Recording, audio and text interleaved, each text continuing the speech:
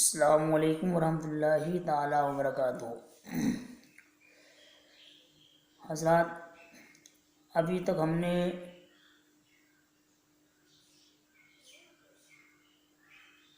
وسوسہ کے باب سے پہلی فصل کی کچھ حدیث آپ حضرات کے گوش گزار کی اور آپ حضرات نے سماعت بھی کی۔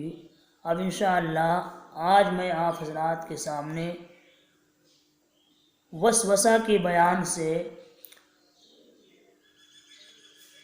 دوسری فصل کی ایک دو حدیثیں آپ حضرات کے سامنے پیش کرنے کی کوشش کرتا ہوں۔ اللہ رب العزت کی بارگاہ میں دعا ہے کہ ہم سب کو سن کر اس پہ عمل کرنے کی توفیق عطا فرمائے۔ بسم اللہ الرحمن الرحیم۔ حمدا و مسلین۔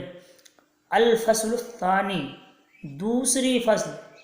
عن ابن عباس ان النبی صلی اللہ علیہ وسلم جاءه رجل فقال انی احدث نفسی بالشیء لأن اکون هممعا احب الی من ان اتکلم به قال الحمد للہ الذی رد امره الى الوسوسة۔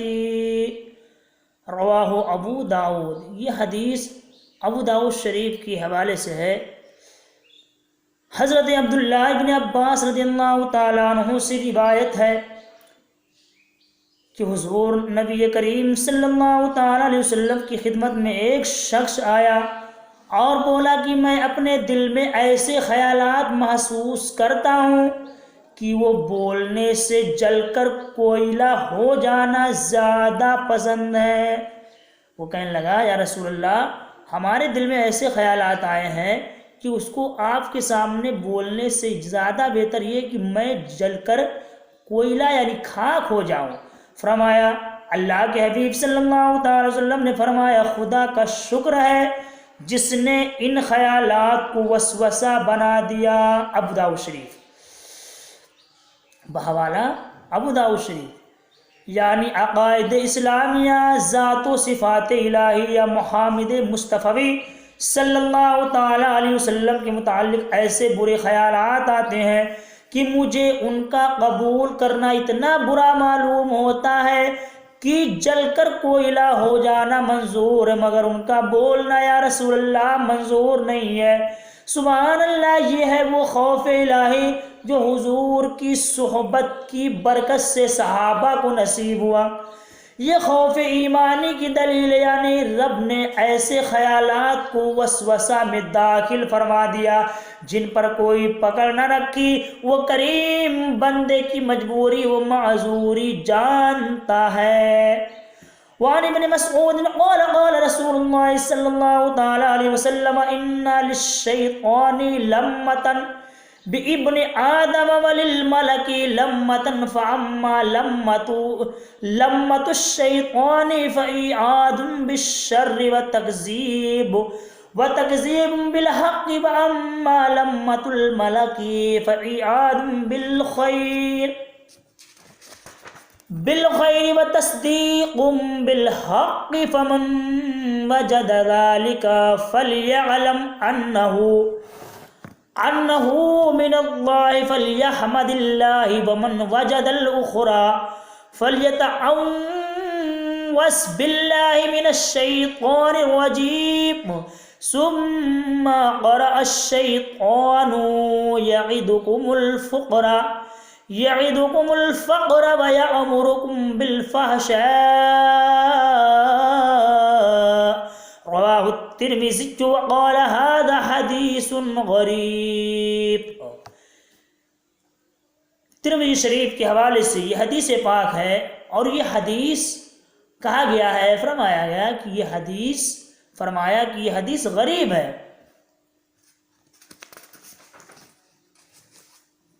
روایت ہے حضرت ابن مسعود، یعنی پہلی جو حدیث بیان کی وہ حضرت عبداللہ ابن عباس رضی اللہ تعالیٰ عنہ سے روایت ہے، اور دوسری حدیث مبارکہ یہ عبداللہ ابن مسعود رضی اللہ تعالیٰ عنہ سے روایت فرماتے ہیں، نبی کریم صلی اللہ تعالیٰ علیہ وسلم نے کہ انسان میں شیطان کا بھی اثر ہے، انسان میں شیطان کا بھی اثر ہے اور فرشتہ کا بھی، انسان میں شیطان کا بھی اثر ہے اور فرشتہ کا بھی. جس انسان کے اندر جس کے اخلاق و عادات اچھے ہیں اس میں فرشتے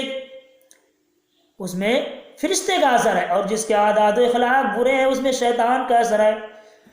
شیطان کا اثر تو مصیبت سے ڈرانا اور حق کا جھٹلانا ہے، لیکن فرشتہ کا اثر خیر کا وعدہ کرنا اور حق کی تصدیق کرنا ہے. جو یہ آخری بات محسوس کرے وہ جان لے کہ رب کی طرف سے ہے، خدا کا شکر کرے، اور جو وہ دوسری چیز محسوس کرے وہ مردود شیطان سے اللہ کی پناہ مانگے. پھر یہ تلاوت کی کہ شیطان تمہیں فقیری سے ڈراتا اور بے حیائی کا مشورہ دیتا ہے. ترمذی نے روایت کی اور فرمایا یہ حدیث غریب ہے. یا شیطان سے مراد یا تو ابلیس ہے یا انسان کا قرین جو ہر وقت اس کے ساتھ رہتا ہے، جس کا ذکر پہلے گزر چکا.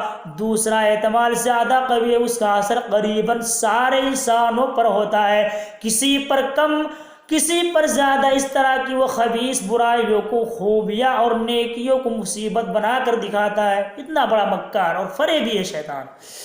خیرات کے ارادہ پر فقر سے ڈراتا ہے، ناجائز خرچوں کے موقع پر ناموری کا لالچ دیتا ہے. بہت دفعہ دیکھا گیا ہے کہ اکثر مسلمان حج و خیرات سے گھبراتے ہیں، لیکن شادی بیاہ کے حرام رسوم پر خوب دل کھول کر خرچ کرتے ہیں. یہ اسی کا اثر ہے. رب تبارک و تعالی قرآن میں فرماتا ہے الشیطان یعدکم الفقر ویأمرکم بالفحشاء.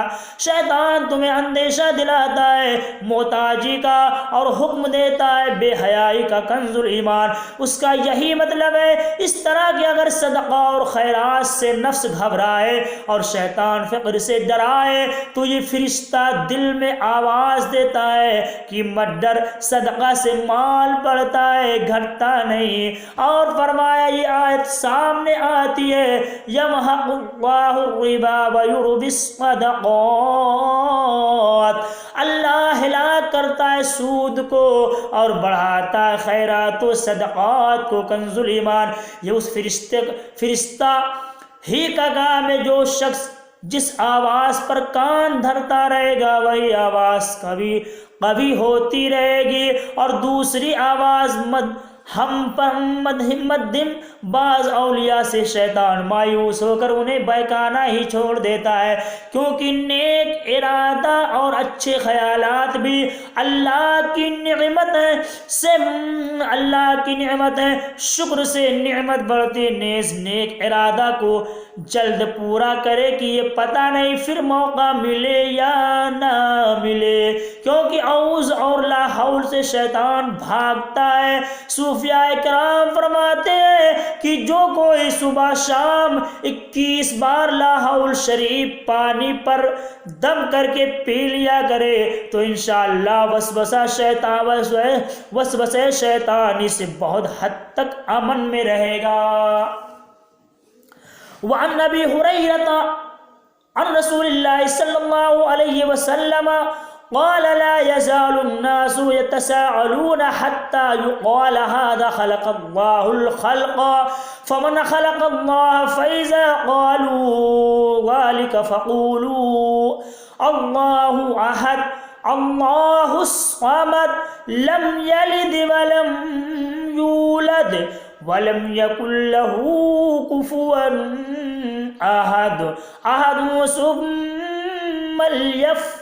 ثم ليتفل عن يساره ثلاثا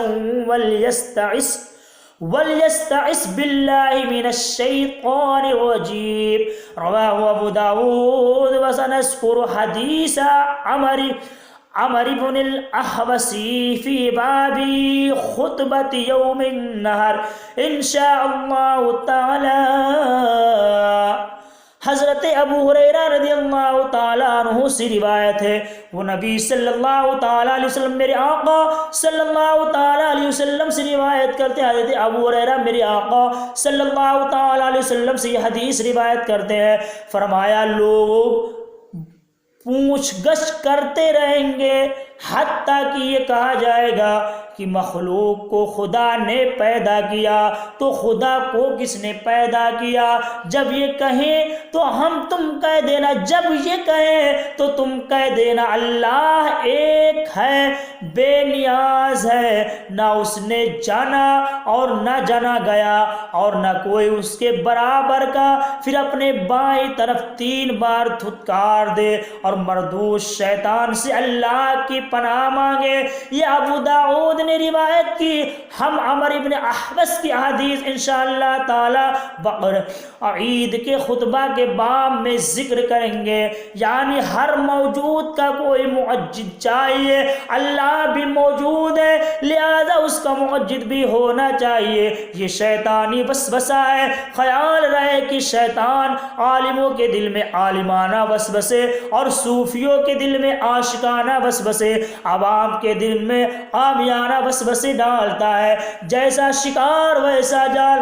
بہت دفعہ انسان گناہ کو عبادت سمجھ لیتا ہے۔ سبحان اللہ، کتنے نفیس منطقی دلائل ہے۔ اولاد کے لیے 3 شرط ہیں۔ ایک یہ کہ صاحب اولاد میں 2 ہی ہو سکے، کیونکہ اولاد کے باپ کے ساتھ جنسن ایک اور شخصن دوسری ہوتی ہے۔